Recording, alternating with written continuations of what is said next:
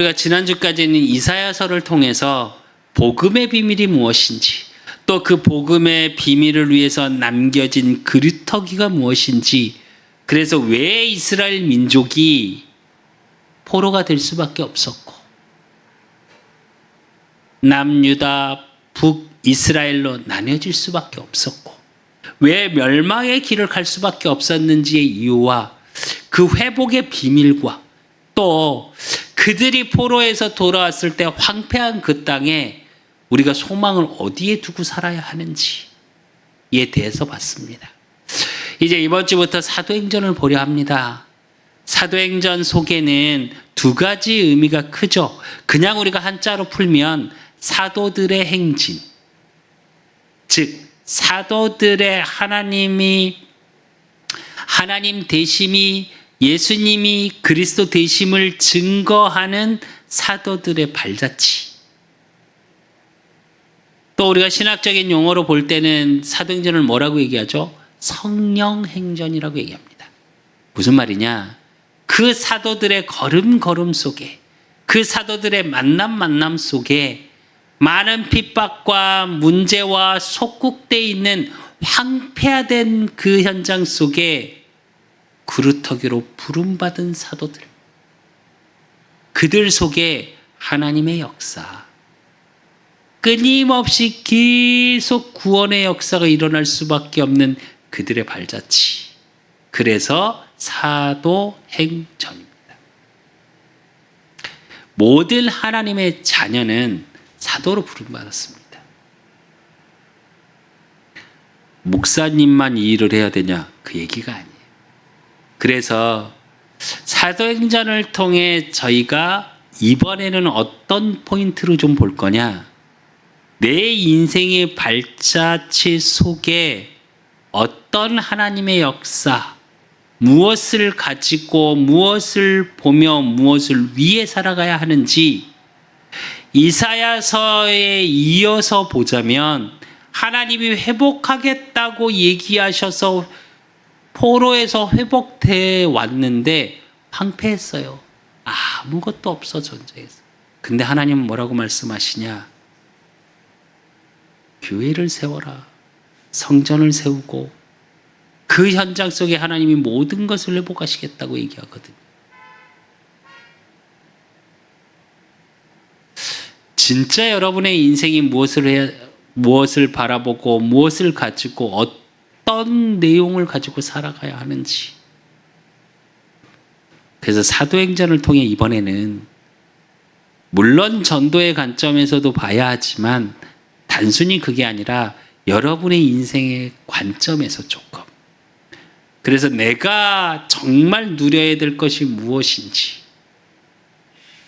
또 내 삶을 통해 무엇이 드러나야 되고 내 인생을 통해 무엇이 남겨져야 하는지를 조금 포인트로 해서 보겠습니다. 진짜 여러분이 사도행전의 1장부터 28장으로 끝나는 게 아니라 여러분을 통해 29장, 30장이 써내려갈 수밖에 없는 응답을 확인하는 귀한 시간 되셨으면 좋겠습니다. 그래서 우리가 서론에서 조금 봐야 될 게 하나 있어요. 그게 뭐냐? 여러분, 번아웃이라는 이야기 많이 들으시죠, 요즘? 정말 열심히 살았는데, 정말로 최선을 다하며 살았는데,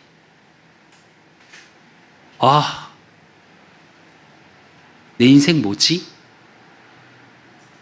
라고 오는 것들. 내가 무엇을 위해 이렇게 열심히 살았지?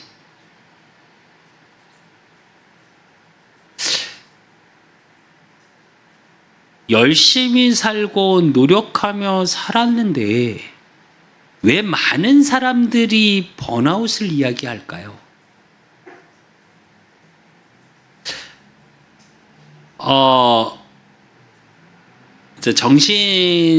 정신학적에서 정신과 전문의 의사 선생님들이 이야기 나눈 것 중에 이런 이야기가 있습니다.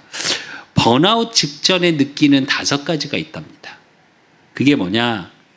제일 첫 번째, 쉬면 큰일 날 것 같은 두려움.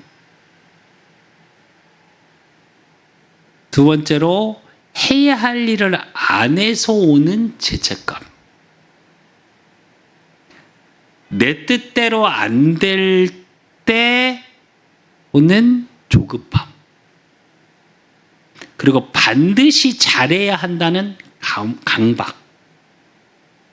또 하고 싶은 걸 못 찾아서 오는 무기력. 이 5가지를 가만히 보면요. 쉬면 큰일 날 것 같은 두려움이라는 게 뭘까요? 늘 열심히 전투적으로 살아야 해. 이걸 내가 놓는 순간 어떻게 될 것 같아, 내 인생. 내 인생이 도태되는 것 같고. 그러니까 한 PD가 방송에 나와서 그 얘기를 하더라고요. 번아웃이 오고 가장 힘든 것 중에 이유 중에 하나는 쉬지 못해서 계속 나는 쉰다고 일을 안 한다고 말하는데 내 머릿속에 모든 것이 일이기 때문이래요. 그래서 머릿속을 어떻게 생각을 바꾸냐? 일을 할 때만 일이고 나머지는 나는 쉬는 거다라고 생각을 계속 자기는 바꾼다고 그러더라고요. 맞는 걸까요? 근데 그 얘기를 이렇게 듣는데 제가 속으로 무슨 생각이 딱 들었냐? 되게 유명한 PD입니다. 예능에서는. 반드시 문제 한번 오겠다라는 생각이 들었어요. 왜냐면 이미 온 거예요. 그 생각을 막 바꾸려고 애쓰고 있는 거예요. 그게 왜 그러냐? 이거예요. 쉬면 안 될 것 같은 두려움. 그러면서 뭐라 그러냐? 아, 내가 이걸 안 했나? 이걸 안 했나? 이걸 안 해서 이렇게 되는 건가? 그리고 죄책감이 와요. 그러면서 어떻게 되냐? 나는 이런 뜻을 가지고 이렇게 하고 있는데 안 돼. 이 단계가 이루어져야 이 단계로 가는데 안 돼. 그러니까 어떻게 하냐? 굉장히 조급해져요. 그러니까 주변 사람들, 주변 관계가 굉장히 어려워집니다. 조급해지면. 나도 모르게 날카롭거든요. 내 뜻대로 안 되니까. 정말 열심히 노력한다고 나는 열심히 노력하고 있는데 잘 안 돼요. 그러면서 어떻게 생각되냐? 난 잘해야 돼. 완벽하게 해야 돼. 그래서 그 강박에 붙잡혀 있어.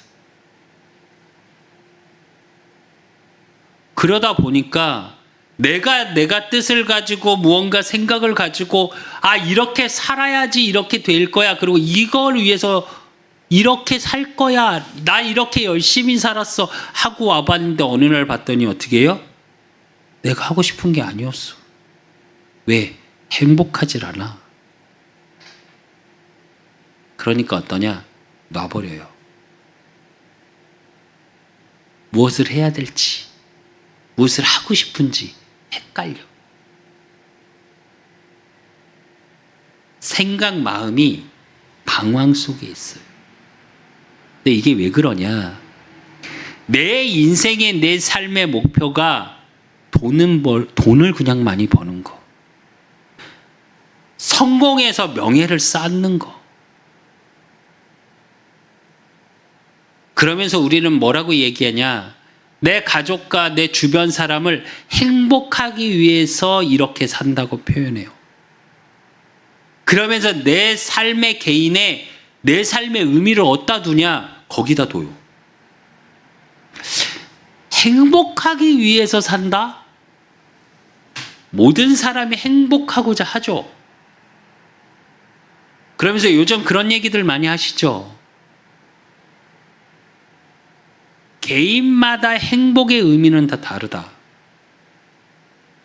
진짜 행복한 게 뭘까요, 여러분?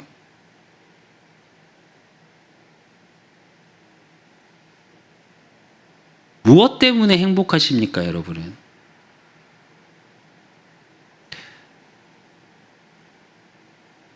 정말로 여러분 생각해 보면 행복이 뭐 대단한 게 아니거든요. 요즘 뭐 소소한 행복 이런 얘기들 많이 하죠.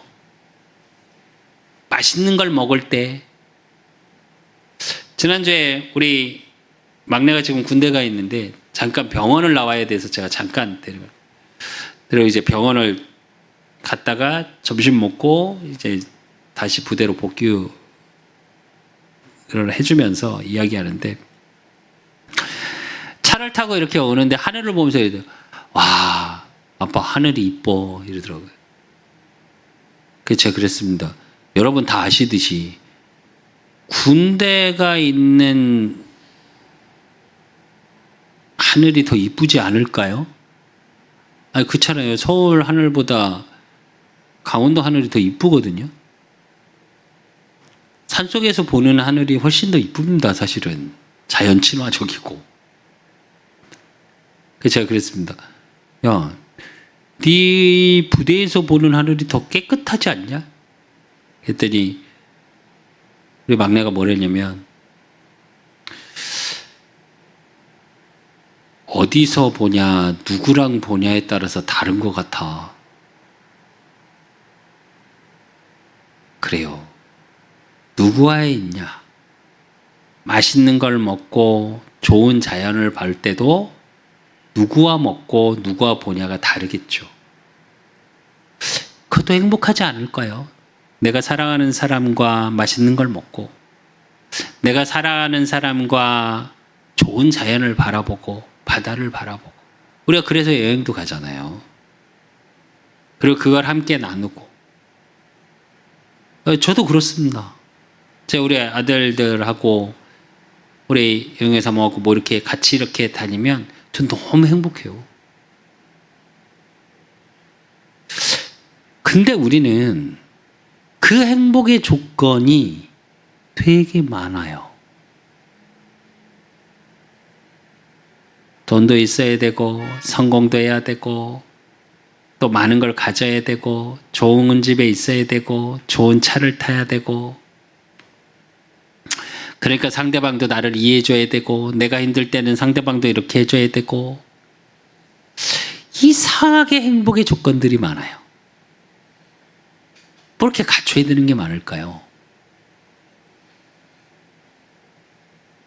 그리고 작은 걸 이야기하는데 그거에 만족을 못 느껴요. 그러니까 말은 내 삶의 의미는 행복하기 위해서 돈도 필요하고 많은 것들이 필요하고 또 내 삶의 의미를 그런 행복에 두고 관계에 두고 하고 있는데 그게 다 무너져요. 왜 이럴까요? 여러분은 생각 안 해보셨습니까? 제가 목회자의 길을 가면서 교육자의 길을 가면서 제일 많이 가는 곳이 어딘지 아십니까?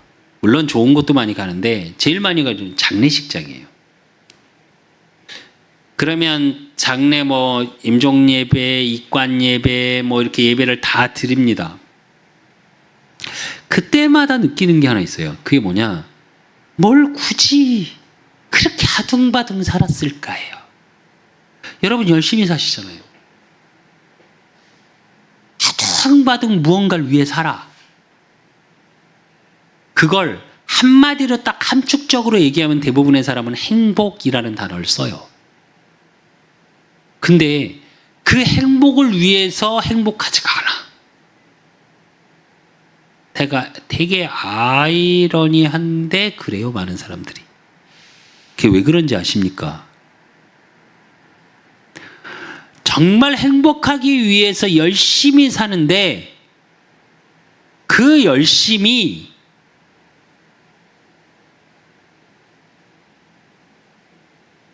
나를 힘들게 하니까요.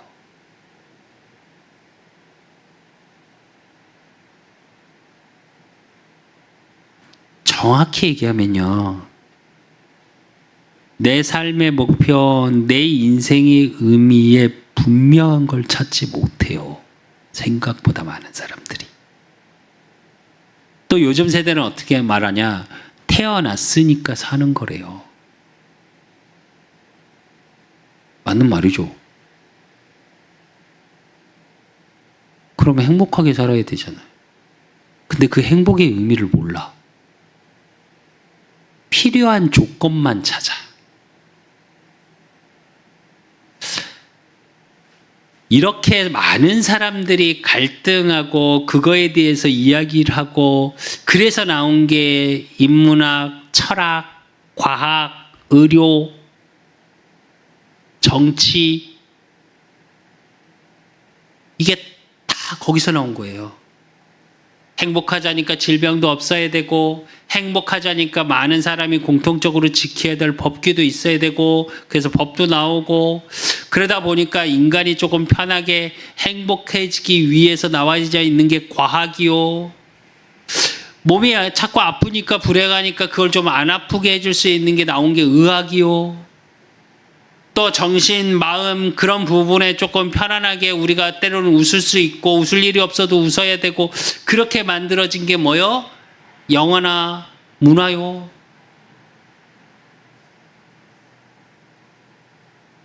미디어요. 근데 웃기죠. 그런 것들 때문에 또 스트레스를 받아. 그래서 한 철학자가 말한 것 같이 인간은 태어날 때부터 스트레스로 시작해서 스트레스로 끝난대요. 근데 왜 그러냐? 그거에 대한 분명한 답은 성경에서 말하고 있습니다. 뭐라고 얘기하냐? 하나님 떠난 인간이 기본이 채워지지 않았기 때문에 무엇으로 행복해야 되는지에 대한 분명한 답이 없는 거예요. 답이 없으면 어떻게 해요? 내용이 뭔지를 몰라요. 내용을 정확히 모르면 어떻게 해요? 시작을 어떻게 해야 될지 몰라요. 그러니까 잘못된 시작에서 잘못된 내용을 가지고 잘못된 목표를 향해 달려가는 거예요. 나도. 성경에서 뭐라고 얘기하냐? 시작은 어디로 시작해야 된다고요?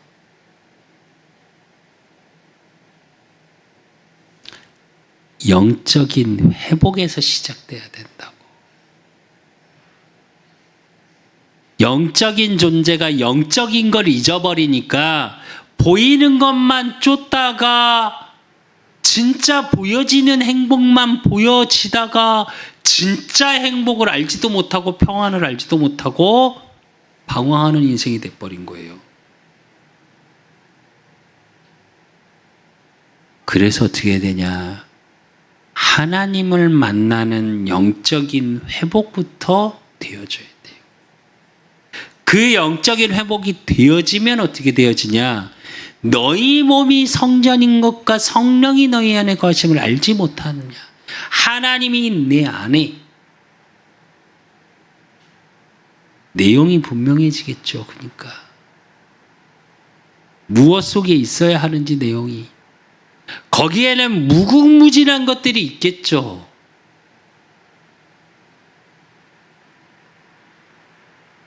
어쩌면 우리의 인생은 그 무궁무진한 거 하나하나를 찾아가는 재미의 즐거움 속에 있어야 되지 않을까요? 저는 개인적으로 제 인생에 저는 나이를 먹을수록 어렸을 때보다 더 행복하다라는 생각을 너무 많이 해요. 그렇다고 인생이 어느 때가 더 힘드냐? 아니 지금이 훨씬 힘들죠. 사는 건.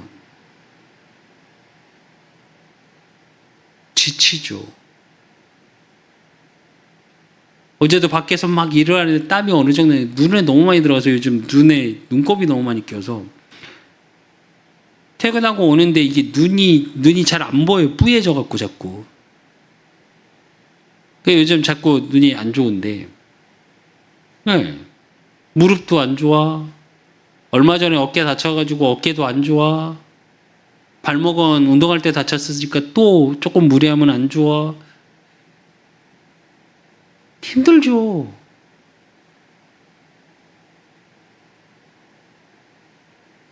일하는데 눈치 보여. 힘들죠. 근데 여러분, 힘든 거 맞아요. 근데 저는 힘들다고 생각이 안 들어요. 저는 행복하다는 생각이 들어요. 왜냐? 나한테 주어진 내용 속에 내가 무엇을 하고 살아야 되는지 분명한 답을 가지고 있으니까요. 그래서 여러분, 번아웃 속에서 그것을 오기까지 방황하는 삶의 의미를 찾지 못하는 삶이 아니라요. 정확한 행복의 의미도 모른 채 행복하고자 방황하는 그런 인생이 아니고요. 내가 어떤 내용을 가지고 내 삶의 의미가 어디에 있는지 답을 찾고 내 삶의 분명한 목표를 가지고 살 수밖에 없는 의미 있는 삶 먼저 찾으셔야 돼요. 그래서 오늘 예배의 시간을 통해 여러분, 반드시 내 삶의 중심이, 내 삶의 과정이, 내 삶의 목표가 무엇인지 깨달아지고 발견되어지는 귀한 예배의 시간 되시기를 예수 그리스도 이름으로 축원드립니다. 그래서 제일 첫 번째 우리가 봐야 할 거, 사도행전 1장 1절에서 8절을 통해 우리가 제일 처음 봐야 될 게 뭐냐? 내 삶의 중심, 무엇을 가지고 살아가야 되는지부터 확인하셨으면 좋겠어요.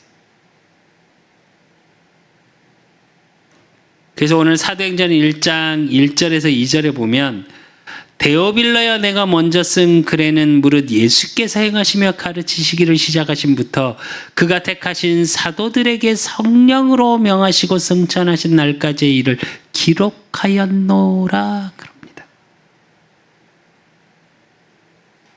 사도들의 히스토리, 발걸음, 그들의 삶을 기록한 거다. 그런데 중요한 말이 있어요. 사도들의 일을 기록한 건데 그 앞에 먼저 쓴 글에는 이 베이스를 말해요. 여러분 잘 아시는 것처럼 사도행전은 누가 썼죠? 누가가 썼습니다. 누가복음에 기록된 게 뭐죠? 예수님이 그리스도로 이 땅에 왜 오셔야 하는지, 그리고 그분이 오셔서 공생애를 통해 보여주신 것이 무엇인지, 사도들이 그것을 가지고 그리스도 대신 예수님을 증거하는 삶이 되어졌다, 이 얘기예요.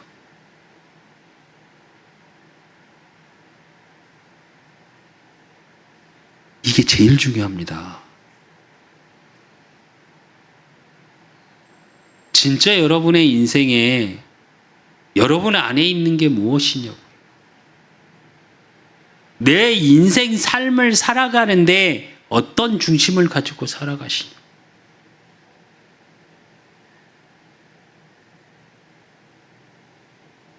예수가 그리스도 되신 그분이 왕, 제사장, 선지자로 오셔서 나를 위해 십자가에 죽으시고 부활하셔서 지금 나와 함께 하심의 비밀, 이 중심이 여러분한테 안 되어져 있지 않으면 여러분은 어떤 사건마다, 어떤 환경이 바뀔 때마다 흔들리실 거예요. 왜? 우리 인생의 중심축이 똑바로 돼 있지 않으니까. 빌립보서 2장 6절에서 8절에 보면 그는 근본 하나님의 본체시나 하나님과 동등됨을 취할 것으로 여기지 아니하시고 오히려 자기를 비워 종의 형체를 가지사 사람들과 같이 되셨고 사람의 모양으로 나타나서 자기를 낮추시고 죽기까지 복종하셨으니 곧 십자가에 죽으심이라. 십자가의 키워드가 뭐라고 생각하십니까, 여러분? 다 이루었다요. 죄, 저주, 재앙 끝났다. 이게 여러분의 삶의 중심에 복음으로 자리 잡지 못하면 분명히 하나님을 만났는데 분명히 매주 영원한 응답의 예배 속에 있는데 여러분은 매일이 두려우실 거예요. 왜? 완료되지 않았으니까. 그 저주 재앙이 하나님은 끝났다고 하는데 그리스도 대신 예수님을 통해 십자가에 죽으시기까지 하면서 끝냈다고 말하는데 나는 계속 진행형이에요. 그 저주 재앙이. 그러니까 두렵죠.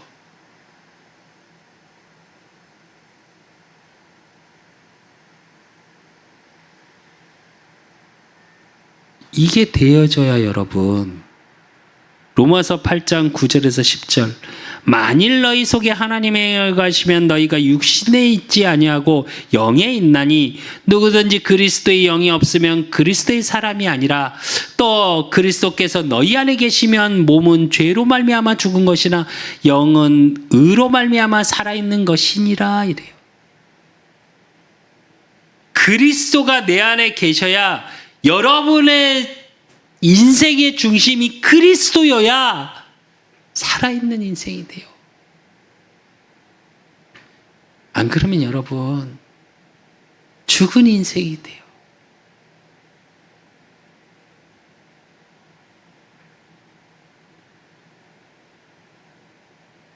정말 그리스도인이라 일컬음을 얻는다는 게 뭘까요? 생명력이에요. 살아있는 힘.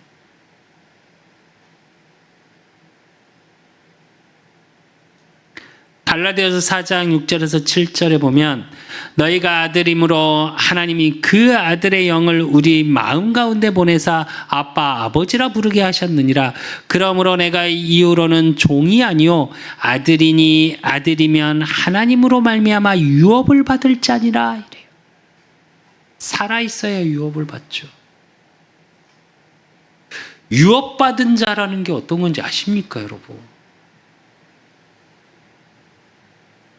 다 받은 자예요.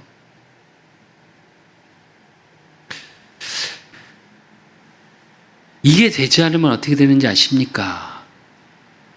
신앙생활 하시면서 시험 들어요. 제가 얼마 전에 한번 말씀드렸죠. 한 권사님이 계신데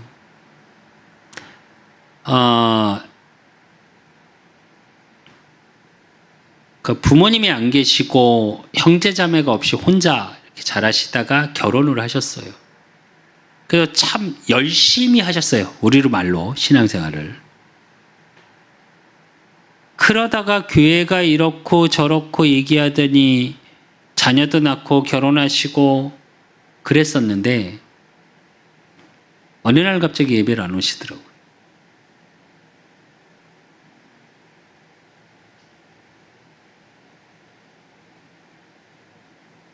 다른 한 장로님을 통해서 한번 제 연락을 아예 안 받으셔서 통화라고 확인해 보시라고 했더니 그분이 뭐라고 그러시냐? 너무 행복하시답니다. 예배를 아예 안 가시는데. 근데 그게 왜 그런지 아십니까? 진짜 행복할까요? 그 자녀들도 너무 잘 알아요. 제가 알기로 진짜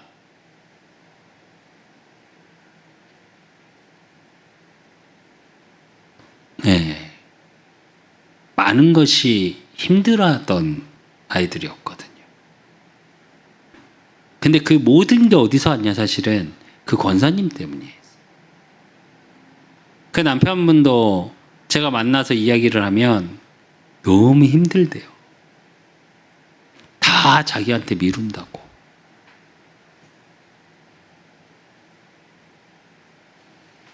뭐가 잘못되면 자기 탓을 그렇게 한대요. 남편 탓을. 당신이 이거 안 도와줘서 당신이 이거 안 해서. 근데 그분이 원래 그래요. 교회에서 왜 애들 안 봐주냐고. 우리 애들도 교회에서 돌봐줘야지. 근데 그 의미가 물론 맞죠. 교회에서 돌봐야죠. 우리 후대들. 근데 그런 의미가 아니라 자기는 이걸 돈을 벌러 이걸 해야 되고 이걸 해야 되는데 왜 나머지 안 봐주냐는 얘기예요.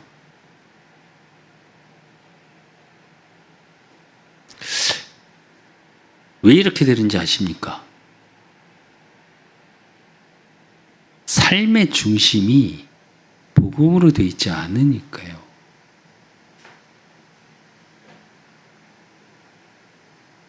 정말 그리스도께서 내 안에 계심에 대한 다 끝나지 않았으니까요. 그러니까 아까 서론에서 말한 것처럼 삶의 의미가 돈에 있어요. 삶의 의미가 성공에 있어. 삶의 의미가 내가 좋은 집에, 좋은 차에, 좋은 것을 가지고 세상의 걸 너무너무 누리고 싶어. 그러니 삶의 중심이 세상이 돼 있죠. 그러니까 그 세상이 안 될 때 계속 갈등이 부딪혀요. 여러분, 우리가 사도행전을 쭉 봐나가면서 좀 세세하게 제가 보려고 하는데 진짜 조금 점검해 보셨어요. 저도 하나님 앞에 점검하고 있습니다. 점검이라는 건 무슨 얘기냐?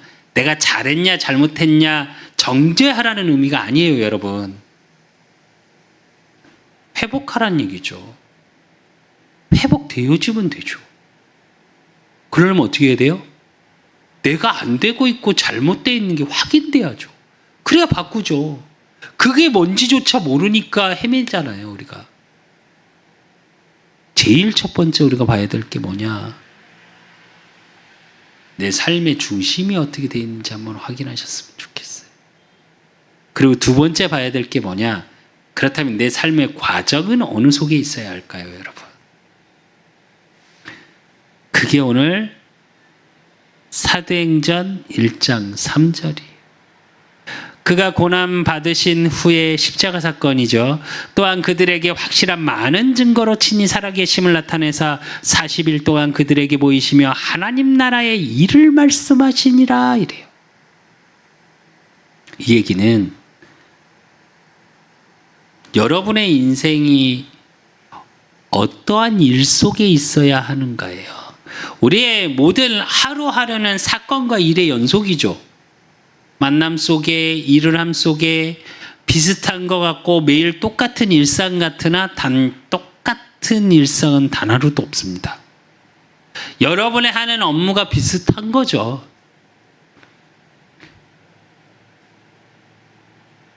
그러면 그 속에 어떤 내용을 가지고 오늘을 살아가고 내 인생을 살아가야 될지 그 과정이 되게 중요하겠죠.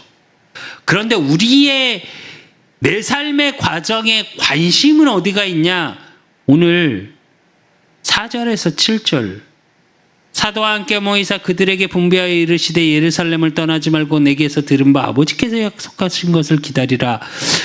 요한은 물로 세례를 베풀었으나 너희는 몇 날이 못되어 성령으로 세례를 받으리라 하셨느니라 라고 예수님이 말씀하셨어요. 니들 인생 속에 이 하나님 나라의 일 속에 있어야 되는 게 뭐야? 기다려. 그랬는데 이스라엘 민족은 어디에 관심이 있었냐? 그들이 모였을 때 예수께 여쭈어 이르되 주께서 이스라엘 나라를 회복하심이 이때니까니 이르시되 때와 시기는 아버지께서 자기의 권한에 두셨으니 너희가 알 바 아니요. 그럽니다. 뭐에 관심 있어요? 속국에서 해방되는 거. 여러분 잘 보셔야 돼요. 여러분도 여러분이 붙잡혀 있고 안 되고 있다는 걸 해방하고 싶고 거기서 빠져나오기 위해서 여러분의 그 일 속에 사건 속에 여러분의 인생을 밀어놓고 계십니까? 그러면 안 된대요. 그러니까 신앙생활 하면서 예배 드리면서도 나는 늘 공고하죠. 늘 외로워요. 왜?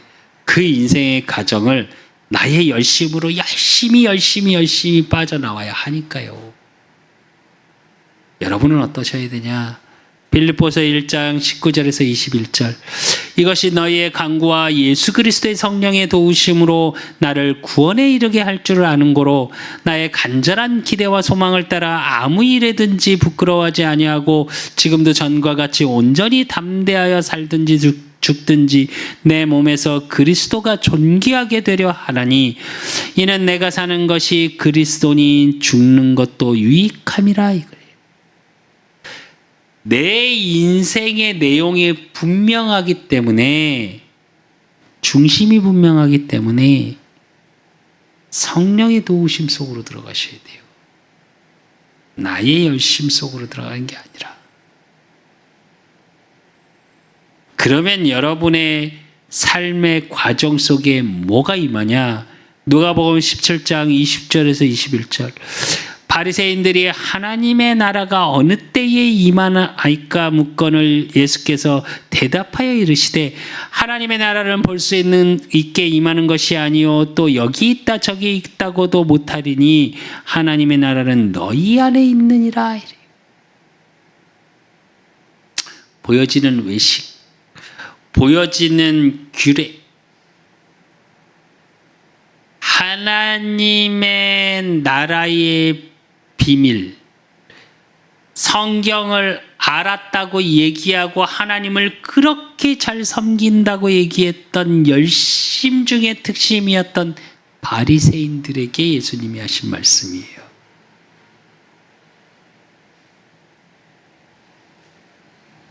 너희 안에 거하는 하나님 나라부터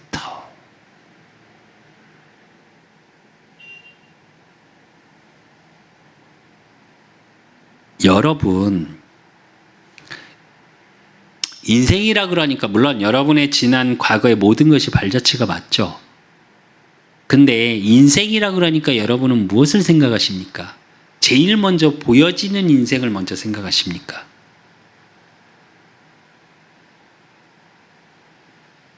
진짜 중요한 건 뭔지 아십니까? 보여지지 않는 여러분 안에 일어나는 내용이 정말 중요해요.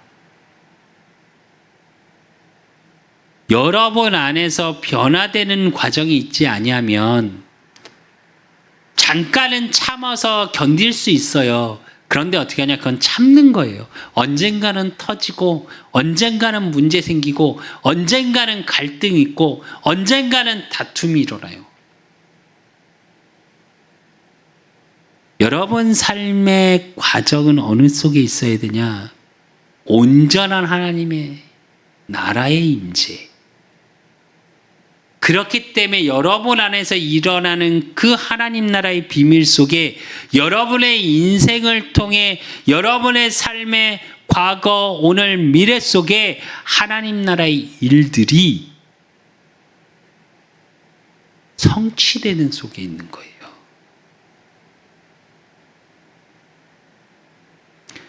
그렇다면 그 성취 속에 내 삶의 목표는 뭐냐고요? 무엇을 위해 살아가시려고? 그게 오늘 사도행전 1장 8절입니다. 너무 유명한 성경 구절이죠. 오직 성령이 너희에게 임하시면 너희가 권능을 받고 예루살렘과 온 유대와 사마리아와 땅 끝까지 이르러 내 증인이 되리라 하시니라. 증인의 삶입니다. 예수 그리스도의 증인의 인생이에요. 그렇다면 무언가 막 보여지는 게 이루어져야 증인될 수 있습니까? 아니요. 여러분의 인생의 삶의 중심을 어떤 걸 갖고 살았고 여러분의 인생의 과정의 여러분의 삶을 통해 드러나겠죠. 이게 목표예요. 그래서 예수님이 말씀하세요. 뭐라고 얘기하냐? 네가 열심으로 스펙을 가지고 좋은 출신 성분을 가지고 좋은 배경 속에 무엇을 하나하나 만들어 가야 되고 되어져야 되고 이렇게 얘기 안 하셨어요. 예수님께서 뭘 약속하셨냐?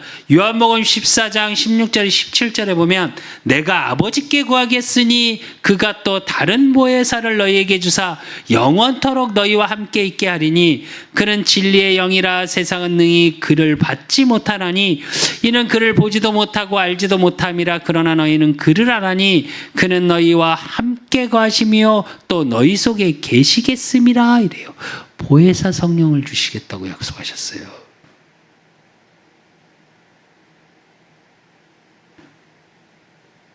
보호하시고 은혜 주시고 힘을 주시겠다는 얘기겠죠. 가르치시겠다고. 요한복음 15장 26절에서 27절에 보면 내가 아버지께로부터 너에게 보낼 보혜사 곧 아버지께로부터 나오는 진리의 성령이 오실 때에 그가 나를 증언하실 것이요 너희도 처음부터 나와 함께 있었으므로 증언하느니라 이래요. 무슨 말입니까? 보혜사 성령이 임하는 이유는 뭐냐? 그리스도가 증거되기 위함이에요.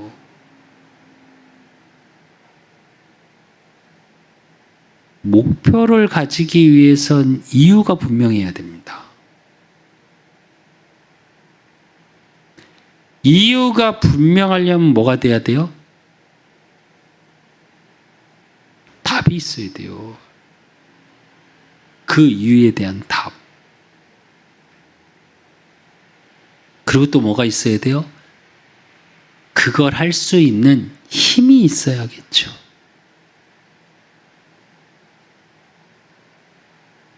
여러분의 인생에, 여러분의 삶에 증인의 삶이라는 건 뭐냐? 여러분의 열심, 여러분의 노력으로 성취되어지는 수준이 아니라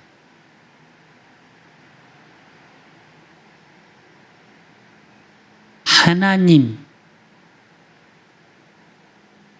예수 그리스도의 임마누엘의 축복, 함께 하심이 드러나는 삶이어야 돼요. 그게 증인의 삶이에요. 마가복음 16장 20절에 보니까 제자들이 나가 두루 전파할새 주께서 함께 역사하사 그 따르는 표적으로 말씀을 확실히 증언하시니라 이래요. 여러분의 삶을 통해 말씀 성취가 되어지는 거예요. 함께 역사하시는데 어떻게 역사하시냐? 그리스도의 증인될 때. 그래서 여러분 이번 사도행전을 통해 쭉 보실 때 여러분 우리가 소위 말하는 언약을 붙잡았다, 말씀을 붙잡았다가 아니라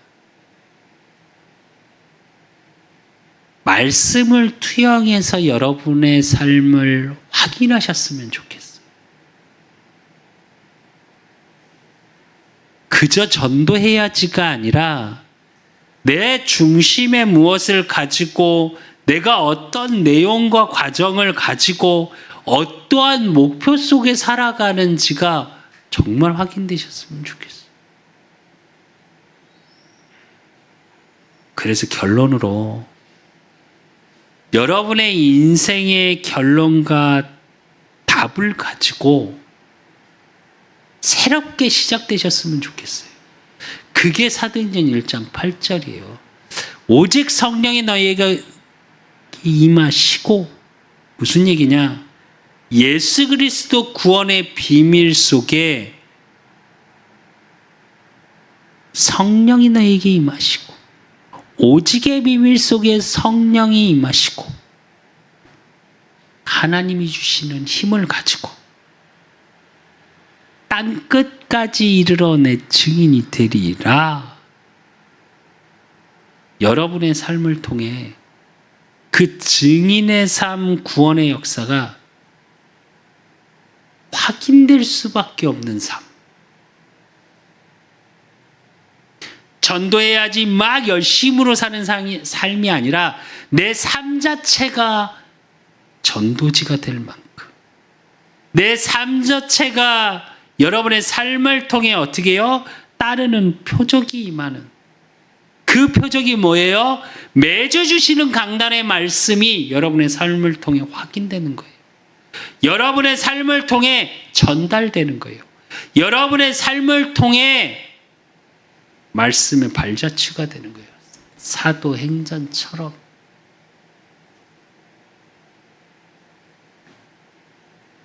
그래서 여러분의 삶이 복음의 삶으로 완전히 뒤바뀌는, 하나님의 참 역사가 이루어지는 삶의 축복의 증인 되시기를 예수 그리스도의 이름으로 축원드립니다. 하나님 아버지 감사합니다. 우리 그 사람께 모든 성도들 하나님 붙잡아 주시고, 또 현장에서 예배드리고 있는 하나님의 자녀들, 그래요 하나님, 정말 이번 사도행전을 통해 내 삶에 대한, 내 인생에 대한 분명한 답과 이유와 내용이 정말로 발견되어지고 갱신되어지고 확인되어질 수밖에 없는 하나님이 주시는 은혜로 말미암아 깨달아지고 보여지고, 그래서 어떠한 두려움 환경에 영향받는 자가 아니라 그 환경을 구원의 역사로, 구원의 발자취로 남은 자의 축복을 확인하는 귀한 축복 속에 있을 수 있도록, 그래서 내 눈을 들어 사방을 보며 일천망대를 세울 수밖에 없는 응답을 확인하는 모든 성도들이 되어질 수 있도록 하나님이 축복하시고 인도하시고 역사해 주실 줄 믿사옵고, 살아계신 주 예수 그리스도 이름으로 감사함으로 기도드리옵나이다. 모든 문제 해결자 되신 우리 주 예수 그리스도의 은혜와 우리 하나님 아버지의 극진하신 사랑하심과 성령님의 교통 역사하심이 정말 인생을 통해 그리스도가 드러나고 증거하는 인생 되기를 소원하는 우리 그 사람께 모든 성도들 머리 위에, 저들의 가정과 업과 모든 만남 위에 이제로부터 영원까지 항상 함께 있을지어다. 아멘.